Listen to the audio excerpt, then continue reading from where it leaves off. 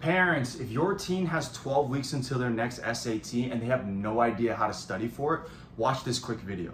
For those of you guys who don't know me yet, my name is Jared Wynn. I'm the founder and director of Geometry Guru's SAT Prep, and at this point in my career, I've helped hundreds of students increase their SAT scores so that they can go to their dream colleges or qualify for scholarships. In every single video that I post, I give you guys one actionable step to helping your teen increase their scores. With that being said, family, let's get straight into it. If you have 12 weeks until your next exam, here's exactly what I would do.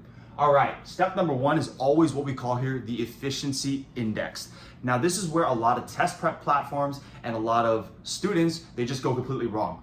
What they do is they just rely on data from the test to be like, okay, hey, that's what we need to work on. They only focus on what they got wrong. They don't focus on why they got it wrong. So what happens is they end up practicing things that they're potentially already good at. And what happens is they just waste hours and hours of their time working on things that don't actually move the needle. For example, there's really 3 reasons why your teen would get something wrong on the exam.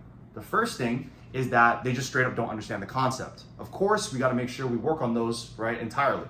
The second reason is because they go to the exam, right, and they spent so much time on the beginning portion of the test that by the time they get to the end of that module, they're already burned out, they're really fried, they're running out of time. So they're either rushing or they're making silly mistakes. Or the third one is like they only know the long way to do the problem. Like even though they understand it, right, they only know the long way to do the problem, so they can't apply any shortcuts. And because of that, they have to rush through the exam and then they get it wrong like that as well, okay? So there's really only 3 ways to actually get something wrong.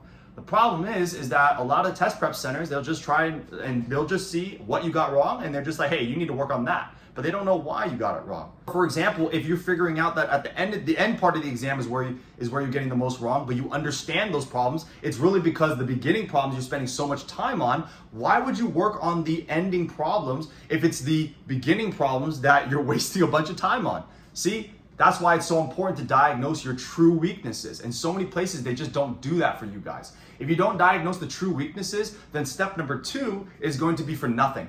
Okay, so step number 2 is what we call here the pressure protocol. So many students, what happens is they just run out of time on the exam, right? Or they just, they understand the concepts, but they can't do the exam in a timed environment. So now that we understand which of the 64 concepts are you actually getting wrong because you don't understand them, or maybe because you just don't have the strategies for them, now we give you real SAT problems that mimic the same exact types of problems that you're missing right now, plus we make them slightly harder.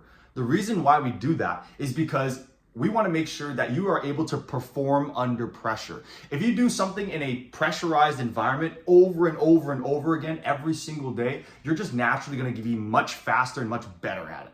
Okay? Like if the first time you see pressure is on the actual exam, you did not prepare for this correctly. Okay, so let me just put it this way. Any student can do a problem without a time limit, all right? Only the elite students, only those guys can do it in a timed environment. And that's why it's so important to do the pressure protocol, okay? Step number 3 is what we call here the test simulation. So many students and so many test prep centers, they use the blue book exams or they use exams that are just way too easy in comparison to the real thing. So what happens is that they do these blue book exams that are just way too easy and they're like, oh yeah, I've done this a million times, it's so easy. They go to the exam, it's harder than anything they've ever used before, and they just completely flunk it, right?